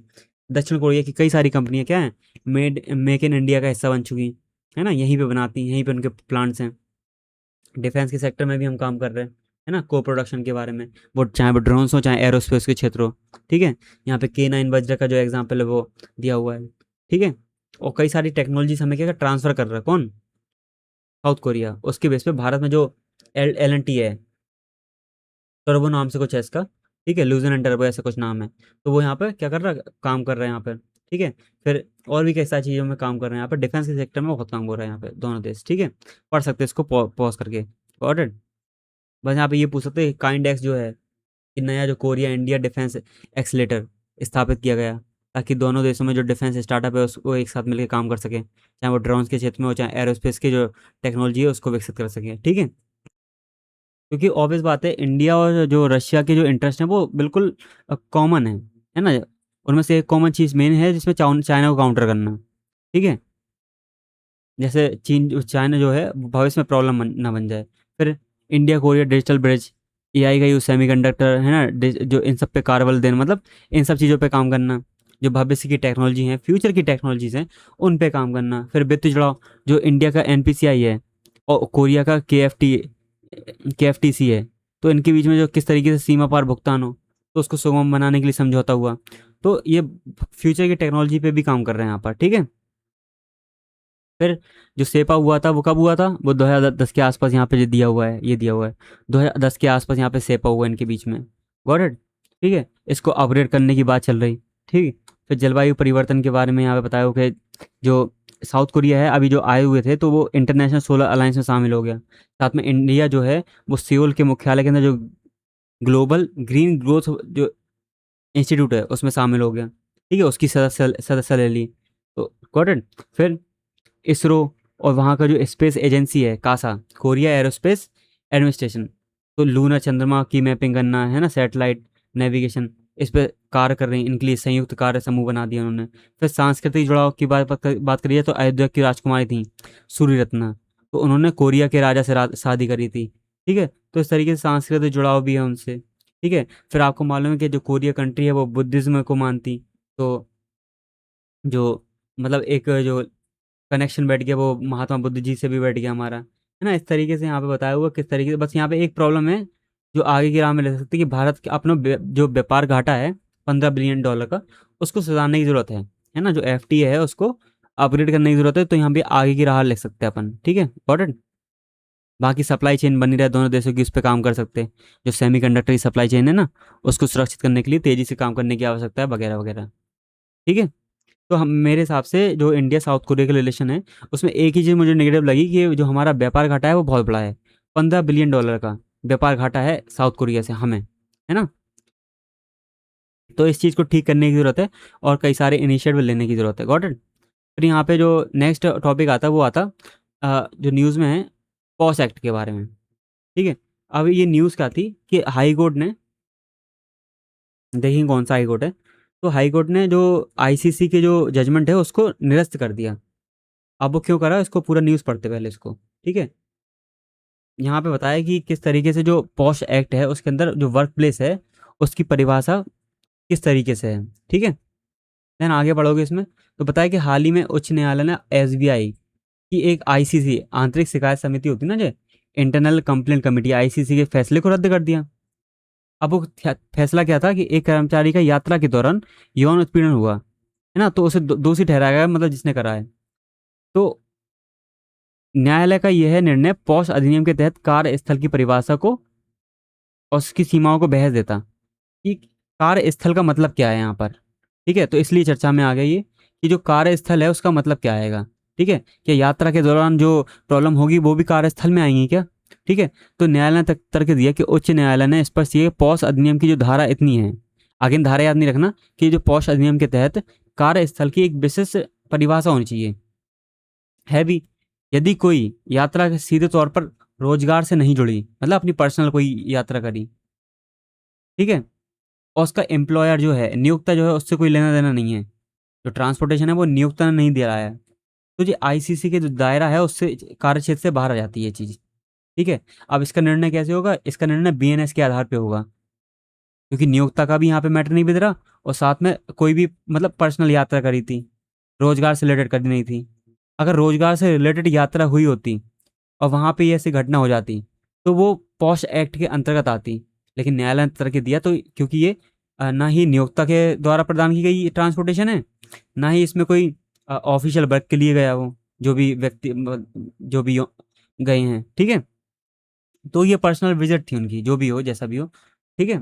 तो वहाँ पे जो भी उनके साथ घटना हुई हो, तो ये पर्सनल उसमें आएगी। इसका जो सॉल्यूशन होगा बीएनएस के अंतर्गत होगा, जो भी कार्रवाई होगी बीएनएस के अंतर्गत होगी, आईसीसी के अधिकार क्षेत्र में नहीं आती ये चीज़ें, ठीक है। पुलिस कार्रवाई होगी, एफआईआर होगी, फिर उसके बाद यहाँ पे बीएनएस के जो भी धारा लगेंगी उस पर काम होगा, ठीक है, उससे काम होगा। Got it. फिर अधिकार क्षेत्र का महत्व बताया यहाँ पर कि यदि घटना कार्य स्थल की परिभाषा से बाहर है, तो जो भी बात होगी वहाँ क्या बता दिया मैंने कि पुलिस में वो कोई एफआईआर लिखी जाएगी, जांच होगी बीएनएस के द्वारा, यहाँ पे जो भी पूरी प्रक्रिया वो की जाएगी। Got it. फिर यहाँ पे बताया कि जो कार्यस्थल की परिभाषा है पॉश अधिनियम के तहत वो क्या है।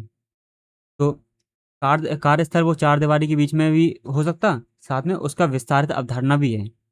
अब विस्तारित अवधारणा में बताया कि सरकारी निजी स्थान में जो हो सकता, उद्यम निजी, मतलब इसमें सरकारी स्थान भी आएंगे और निजी स्थान भी आएंगे, ठीक है, अस्पताल, खेल स्थान, एनजीओज। विस्तारित कार्यस्थल, मान लो कोई कर्मचारी है, वो रोजगार के काम से गया, है ना, कोई दौरा किया, तो वो स्थान भी उस समय आएगा, उसमें आएगा। परिवहन, अब उस कंपनी के द्वारा प्रोवाइड कराया गया जो परिवहन है, ट्रांसपोर्टेशन है, उसके द्वारा गया और उसके साथ घटना हो जाएगी, तो परिवहन के दौरान जो भी घटना हुई वो भी किस में आएगी? कार्यस्थल के अंतर्गत आएगी, ये बताया यहाँ पर, ठीक है। लेकिन अगर कोई पर्सनल विजिट हुई और उसमें कोई घटना हो गई, तो वो कार्यस्थल में नहीं मानी जाएगी, ठीक है। जैसे एक चीज़ और यहाँ पे डिजिटल कार्यस्थल, कोविड-19 के दौरान सब लोग क्या कर रहे थे? लैपटॉप, मोबाइल से काम कर रहे थे, तो वर्क फ्रॉम होम को भी क्या कर दिया गया था?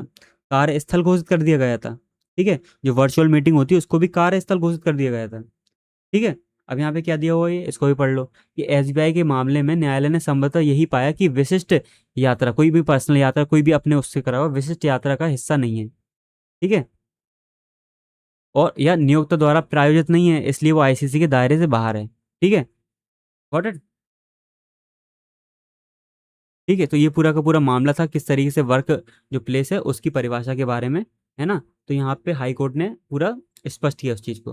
फिर इस अधिनियम के बारे में बताया हुआ है कि 2013 में ये अधिनियम आया, ठीक है। विशाखा जो गाइडलाइन 1997 में आई थी, उसके दिशा निर्देशों के आधार पर ये बनाया गया, ठीक है। समिति का गठन, अब एक ऐसी कंपनी है या कोई भी है, सरकारी हो निजी हो जैसी भी हो, वहाँ पे 10 से ज़्यादा कर्मचारी काम करते हैं, तो उनका एक आंतरिक क्या इंटरनल कंप्लेंट जो भी है कमेटी बनाना ज़रूरी है ना, आईसीसी बनाना ज़रूरी है। Got it. इसमें जो अध्यक्ष होंगी वो वरिष्ठ महिला होंगी, और आधे से अधिक जो सदस्य होंगे उसकी, वो क्या होंगी? महिला होनी चाहिए। गॉट इट, जो कमेटी बनेगी। फिर उसके बाद एक एलसीसी बनती, मान लो जो 10 से कम जो असंगठित इनफॉर्मल क्षेत्र होता, असंगठित क्षेत्र जहाँ पे 10 से कम कर्मचारी होते, तो वहाँ पे कोई प्रॉब्लम हो रही या एम्प्लॉयर के खिलाफ बात करनी है ना, उसके खिलाफ शिकायत करनी, तो वो कहाँ पे होगी? तो जिला स्तर पे इसका गठन किया जाता है, ठीक है। इसका नाम है लोकल कंप्लेंट कमेटी। तो आईसीसी 10 से ज़्यादा में बनती, और एलसीसी क्या 10 से कम जो इनफॉर्मल सेक्टर है उसके लिए बनाई जाती, ठीक है। देन जो आईसीसी और एलसीसी हैं, इसको 1908 का जो सिविल प्रक्रिया संहिता है, सीपीसी है, उसके तहत इसको क्या सिविल कोर्ट की शक्तियां प्राप्त है, मतलब गवाहों को बुलाना, दस्तावेज मंगाना, डॉक्यूमेंट मंगाना, है ना, इस तरीके से इसको सिविल कोर्ट की शक्तियां प्राप्त हैं। समय सीमा की बात करी जाए, तो जो भी घटना हुई है उसके 3 महीने के भीतर आप दर्ज कराइए, है ना, घटना का मामला, और 3 महीने इस चीज़ को और बढ़ाया जा सकता, तो ये समय सीमा बता दी, ठीक है। फिर समझौता, अब यहाँ पे समझौता जो होगा पैसे के लेन देन से नहीं होगा, यहाँ पे पैसे लेन देन की अनुमति नहीं है कि पैसे ले लो और पूरा समझौता रफा दफा करो, ठीक है। बस यहाँ पे जो पीड़िता है उसके सुलह के आधार पे होगी ये चीज़ें, ठीक है, बस यहाँ पे पैसे का लेन देन ना हो, वित्तीय समझौता नहीं होना चाहिए, इसकी अनुमति नहीं है, इस बात को भी ध्यान रखेंगे। Got it. यहाँ पे वही सब है, यहाँ पे किस तरीके से कि ये फैसला कानूनी संतुलन को स्थापित करना, कि एक और महिला को सुरक्षित कार्य वातावरण प्रदान करना, कि 14, 15, 21 जो हमारे जो मौलिक अधिकार हैं, है ना, उसके बाद बात करता। दूसरी ओर प्राकृतिक न्याय के सिद्धांत को बात करता, कि मान लो आईसीसी अगर इसको घेर लेगी तो यहाँ पे क्या होगा, कार्यस्थल की परिभाषा के बाहर है ये चीज़। तो पुलिस का जो वो है कार्य क्षेत्र, उसका अतिक्रमण होगा, है ना, न्यायालय के जो अधिकार क्षेत्र उसका अतिक्रमण हो रहा, ओवर रीच हो रही आईसीसी के द्वारा। तो उस चीज़ को यहाँ पे हटाया गया।